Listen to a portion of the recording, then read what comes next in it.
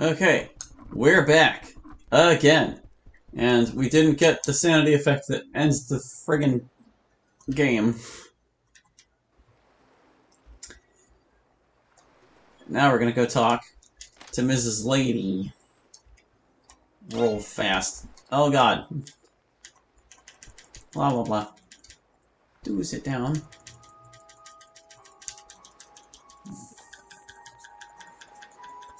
Mrs. Claus. Blah blah blah. You're mad. I'm not mad. You're mad. Very well then. Hello, demon.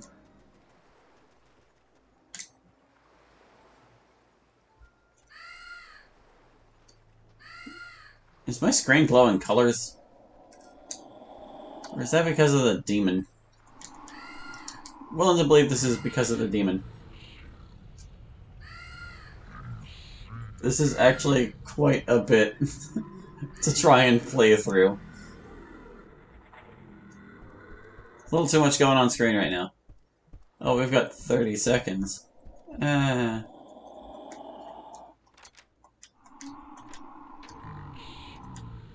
the next day is when he does the thing with the lady in the place. Can we get that book real quick? I don't actually know if I need it. Shut up. No, I have to actually look at the notes before I can pick that up. Okay. The sanity effects that are happening right now. I don't even remember seeing some of these, honestly. Quite intense.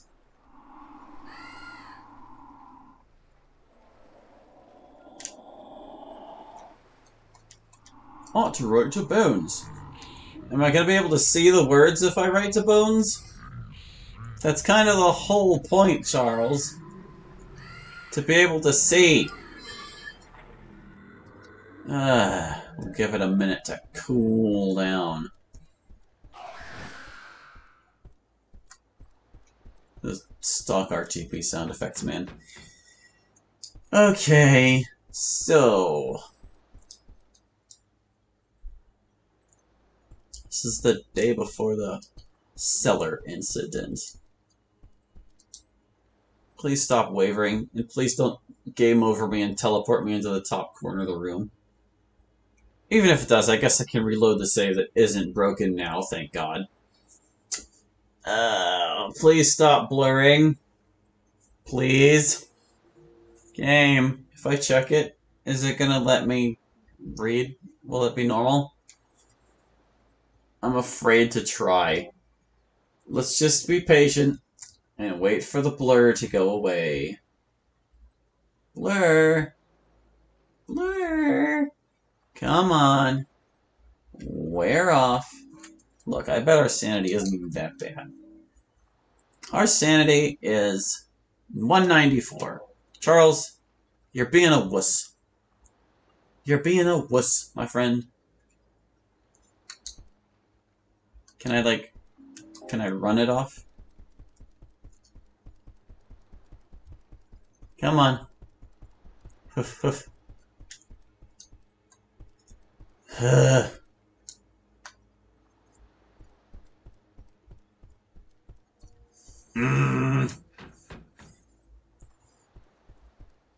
While we're busy with this sanity effect not going away...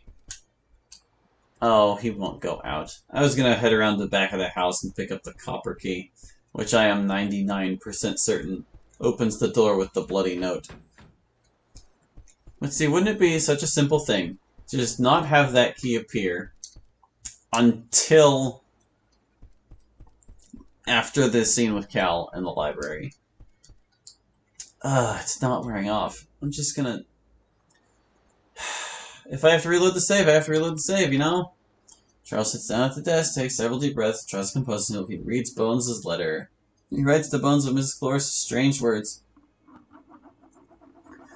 19th of October, 1850. Dear Bones, reading your missive was a welcome calmative to my nerves. I never imagined my family tree was so sinister. My grandfather's brother, Philip Boone, Mrs. Cloris called him mad. a man who trafficked with the unholy. She called the tome that my grandfather tried to take from my uncle a hell book. She refers to the De Vermis Mysteris, the very book that I took from the church in Jerusalem was locked. She would say little more, in fact seemed to know little more. She would only reiterate her pleas that I leave, giving as reason something about blood, calling to blood, and muttering about those who watch and those who guard. As twilight drew on, she seemed to grow more agitated rather than less, and to placate her I promised that her wishes would be taken under strong consideration. I walked home through lengthening gloomy shadows, my good mood quite dissipated and my head spinning with questions which still plague me. I try to tell myself that what I have heard in the walls was only rats, but then I see the terrified, earnest face of Mrs. Dolores. The moon has risen over the sea, bloated, full, the color of blood, staining the ocean with a noxious shade. My mind turns to that church again, but you shall not see that, Bones. It is too mad. It is time I slept, I think. My thoughts go out to you. Regards, Charles. Okay, so he definitely writes at least one more, because I remember him doing so. I'm not going to save here, just in case. So is this my life now? This blur effect? Did I break the game? Is the game baroque? Master bedroom. Oh, I was over by the fireplace. Can I write now?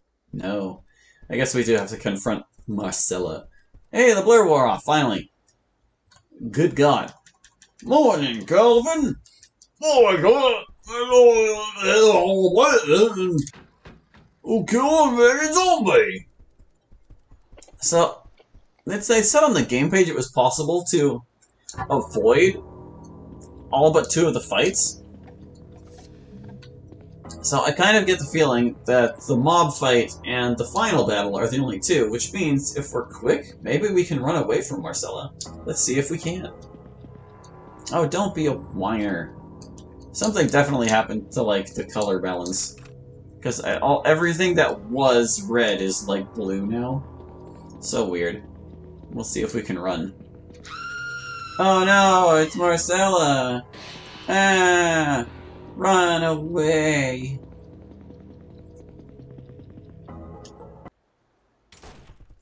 Huff huff, hope she doesn't follow us.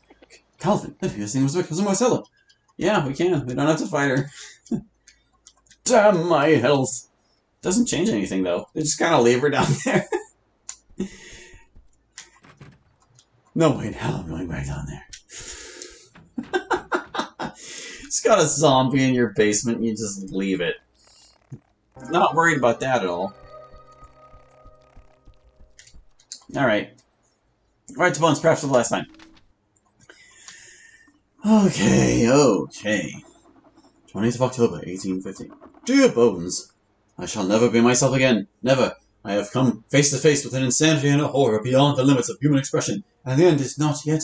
If it were not for Cal, I believe I should end my life this minute. He is one island of sanity in all this madness. You shall know it all. Having armed ourselves for our stellar exploration, I found a lantern that threw a strong glow that was quite hellishly adequate. A fetid, overpowering smell came up out of the darkness, not unlike that which pervaded the cursed town of Jerusalem's lot. The floor was earthen, the walls of stout granite, and hardly wet. The place did not look like a rat haven at all. There was no evidence of rats. All was in utter silence. The stench in the air grew steadily stronger, and the dark about us seemed to press like wool, as if jealous of the light which had temporarily deposed it after so many years of undisputed dominion. At the far end, the granite walls gave way to a polished wood, which seemed totally black and without reflective properties. Here the cellar ended, leaving what seemed to be an alcove off the main chamber. It was positioned at an angle, which made inspection impossible without stepping around the corner. Calvin and I did so. It was as if a rotten spectre of this dwelling's sinister past had risen before us. A single chair stood in this alcove, and above it, fastened from a hook in one of the stout overhead beams, was a decayed noose of hemp. How, Bones, can I describe the sight which fell upon our eyes? How can I tell you of the hideous tenants within our walls? From that darkness a face leered, a face with eyes as ebon as the Styx itself. Its mouth yawned in a toothless, agonized grin. One yellow, rotted hand stretched itself out to us. It made a hideous, mewling sound, and took a shambling step forward. The light from my lamp fell upon it, and I saw the livid rope burn about its neck. Something I shall dream of until the day when all dreams cease. A girl with a pallid, mouldering face, and a corpse grin. A girl whose head lolled at a lunatic angle. They want us, I know it, and I know they would have drawn us into that darkness and made us their own had we let them. If I could leave, should fly from this house of horror, with my nightdress flapping at my heels.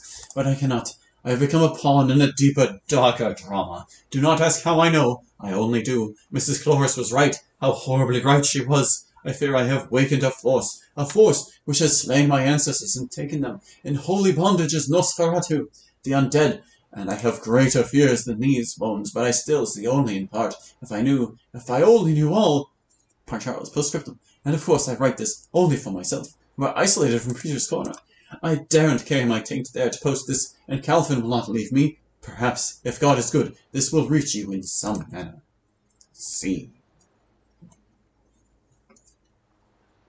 Alright, and I'm pretty sure that was the last letter.